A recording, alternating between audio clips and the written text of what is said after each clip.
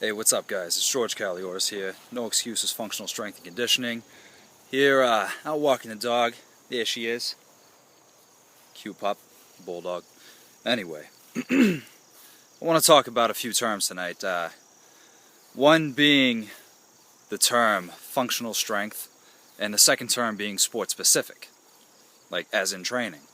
Now, generally, a functional strength doesn't mean specifically just training for,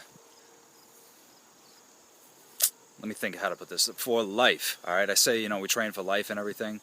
Well, functionality and training for functional strength is whatever your function is. So whatever you train for, that's your function. Some people train to be power lifters, some people train to play football or hockey, some people train just to look good, other people train because they have to. But whatever they're training for, that's their function. So basically, it could be a whole variety of things, a whole variety of exercises.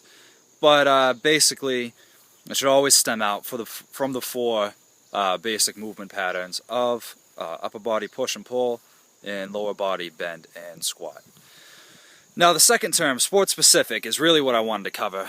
And that's because it's a very misused term in the fitness world, and people think that when they're training sport specifically that they need to do the movements of that sport and just add weights or something to that effect. And what I mean when I train sport specifically is you should be doing the opposite of whatever your sport is. See, the thing is that you get so wound up doing your sport. Alright, I'm going to use boxing for instance because everybody knows that boxing is a pretty simple exercise form. You're standing left foot or right foot forward and you're throwing your hands in a horizontal pushing motion. Now what's going to happen is over the course of your training with boxing, you end up pressing your shoulders forward, rounding the shoulders, and generally becoming even more tight than we already are. So, in order to balance that out, because life is a balance, right? You have to be doing almost twice as much pulling. So it doesn't make any sense for a boxer to go to the gym and to be doing just pressing motions when he or she needs to be doing more pulling motions in order to get that axis of rotation back in their shoulder.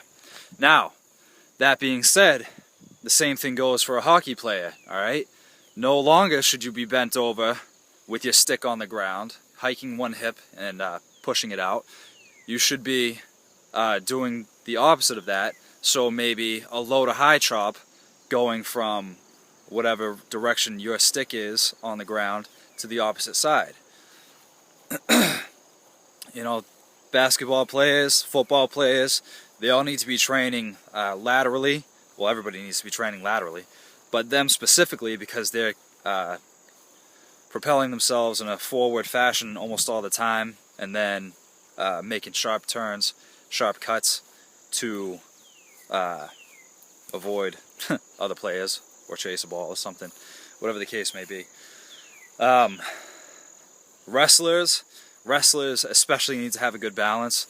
A lot of the times the wrestlers need launch off one leg and do their specific task, their move that they have down.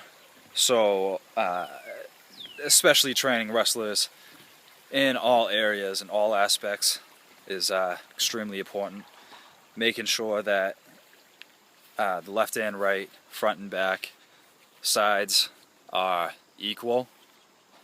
And basically, like I was saying though, to sum it all up, whatever you're doing in your sport is getting you wound up, and you need to go and unwind yourself.